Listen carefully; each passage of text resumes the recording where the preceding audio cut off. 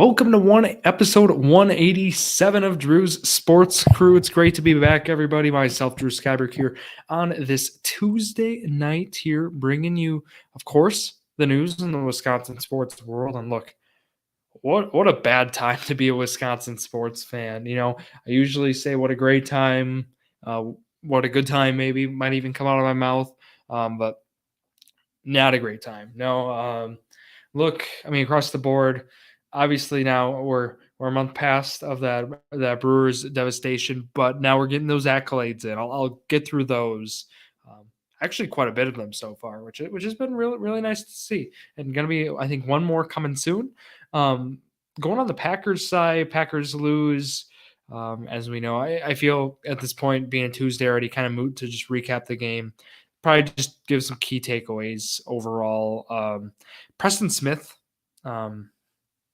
him getting traded, I think was not going to say a surprise. I think he was a guy who was pinned by many as like, this guy's going to probably be traded by the Packers, just solely based off of two factors, depth, I'd say, at the edge rushing position, but also at the same time, salary with / age. Those two components made it a pretty good fit. Steelers too, needing some depth. A 7th rounder. I mean, this is what I'm not surprised. I don't know. I didn't think anything more than that.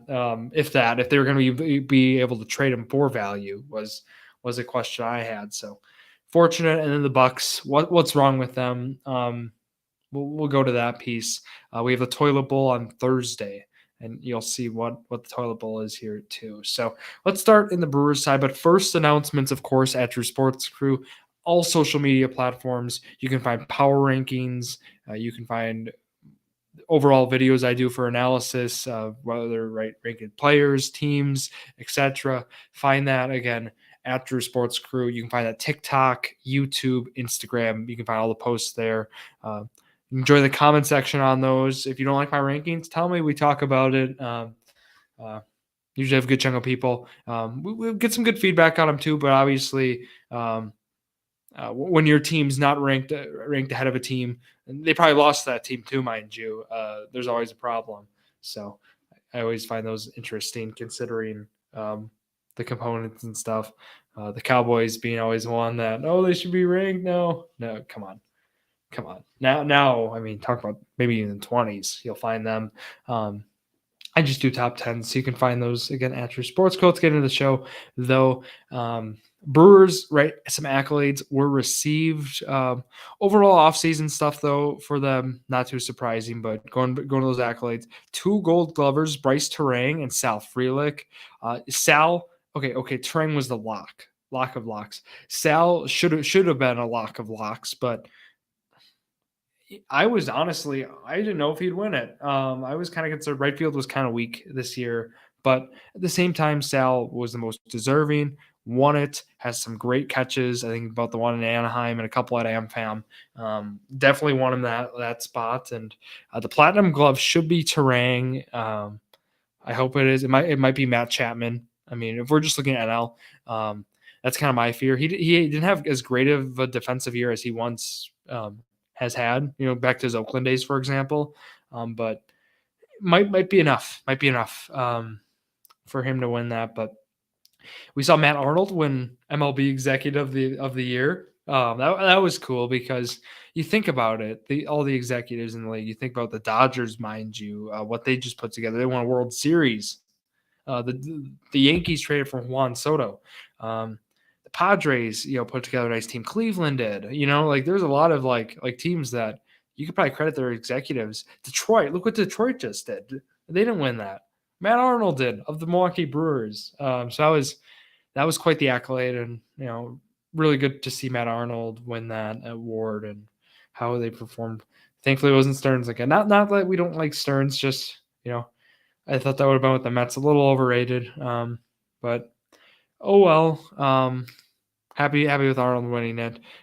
Stearns, definitely, the guys I mentioned deserve to be finalists. My point is solely based on Arnold deserved the award, won the award, and as a Brewers fan, you can really appreciate when things like that happened.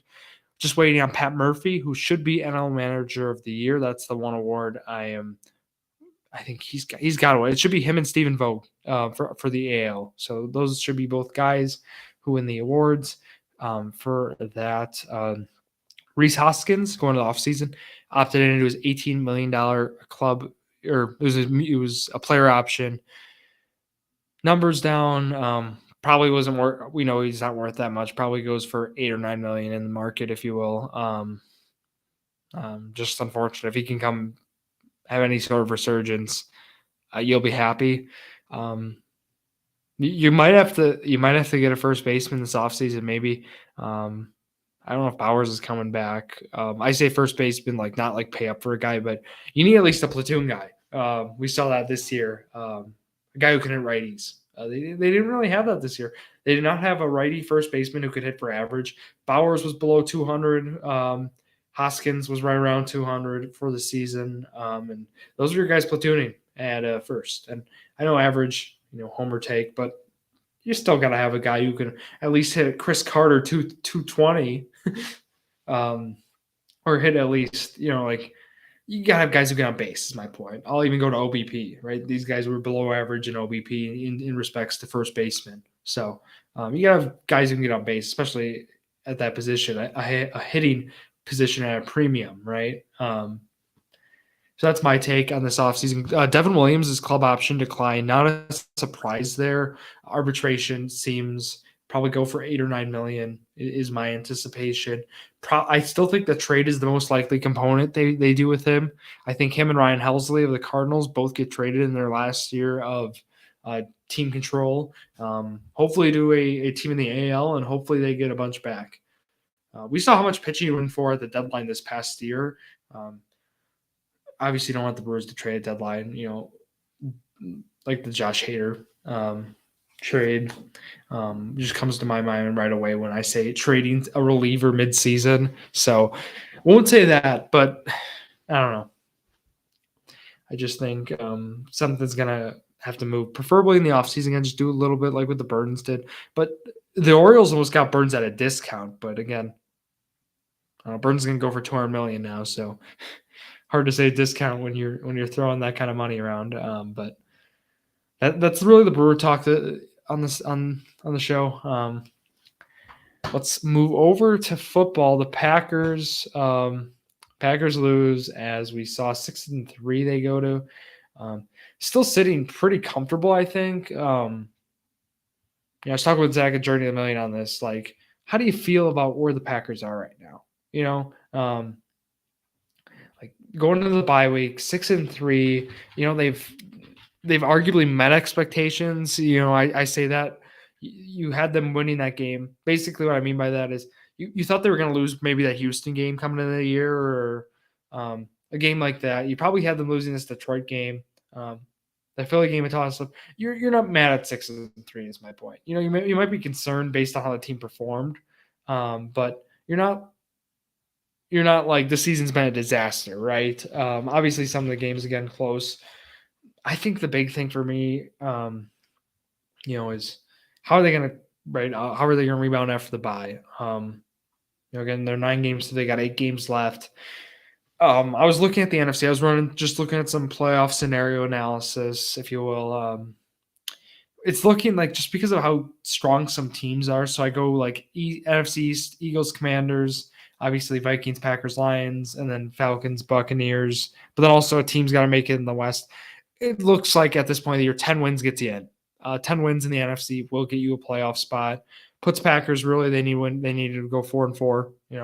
Go 10-7. That'll get you in the playoffs. It looks like, just based on components they have. Depends on what games they win and obviously how others perform. But you expect the Commanders to maybe lose some games here, but I think at the same time, Atlanta looks like they're going to run with the South. Looks like only one team in the West makes it, NFC West. Card being of the Cardinals, Rams, 49ers. Maybe one of those teams finishes 9-8. Maybe a 9-win team gets in, but it looks like for sure an absolute lock. You want to be the team with 10 wins. However, division for the Packers, based on how Detroit's playing, 13 wins, maybe 13-4. So that means Packers only can lose one more game, right? Go 7. The crazier things have happened, and the schedule itself is not bad, but not necessarily a cakewalk, right? You got why I say that is okay. You have at Chicago. Hopefully that's a win, but then you host San Francisco. You like that piece. It's going to be cold. How are the 49ers going to perform? Obviously, CMC back stinks, but that's going to be a toss up. You get Miami at home in the cold. Hopefully it's cold. We'll see. Tua and outdoor games, not a good game script. That's a Thursday night. That's Thanksgiving night. But then you have at Detroit. They go from Thursday night football. That's probably you might pin that as a loss. We'll see. At Seattle, not a great road game. It's always tough playing Seattle, travel and so on. You host New Orleans, that's favorable, and then you go to Minnesota and then host Chicago. Point is, the schedule looks like I think 4-4 is probably a realistic thing. Maybe 5-3. Obviously, hope for more, but like at least 4-4 looks totally doable on a schedule like this. Is my point. So that would again put this team at 10 wins, which again going through kind of how teams would have to finish 10 wins. Will get you a 6 or 7 seed in the NFC, barring tiebreakers. So you gotta like where the team is at this point. But a team, actually, I'll go to Preston Smith quick, but I had a great transition coming in. It would have been really nice. But that Smith trade again, 7th rounder they get for next year to the Steelers. He goes. Packers make no moves, to no surprise. Not really in a spot to add. I feel just not. The market was kind of odd today. Marshawn Lattimore, Saints got a pretty penny back for him. It appeared. When I say that, third round picks being thrown around, but those don't come around that often for positions, right? Like non QB spots. It's hard to get a high pick in a thing. Jonathan Mingo went for a 4th round. Obviously, a 7th was thrown into by Dallas or by Carolina, but 4th rounder. I thought that was a good move by Carolina. Mike Williams, went for a 4th, 5th round pick. Point is, these skill positions, or even a corner, linebacker, or whatever, like not linebacker, but like corner. We saw guys go for a decent amount than you might think, especially with draft capital. And draft capital is the main thing. It's not player for player, right? We don't really see that here in football, which you don't mind. But I'm happy the Packers stayed put. Obviously, giving up Smith for the 7th wasn't a big deal, but you got to be happy where the Packers are situated for this upcoming week or with the bye, and then coming out of that bye. Hopefully, Love gets healthier and so on. But my Smith transition was going to be talking about playing well, and then speaking of not playing well, the Milwaukee Bucks, the toilet bowl this Thursday, the 2 worst teams in the NBA, the Utah Jazz and the Milwaukee Bucks at Pfizer Forum. What a treat. 2-1-6 teams going at it. This is the game for the Bucks to win. Go to 2 wins. Their reward for getting 2 wins, maybe. A back-to-back, the second leg of the back-to-back at Madison Square Garden this Friday. What a treat for them. I don't even know what to say. I wanted to mainly start about like why the Bucks are where they are. Like, let's not even look ahead of the schedule. They're 1-6. You can't just fire another coach. That's not going to work. No, I think the real problem. Okay, well the media has been ridiculous. Giannis is leaving, Dame's leaving. They're just going to blow this thing up and trade everybody.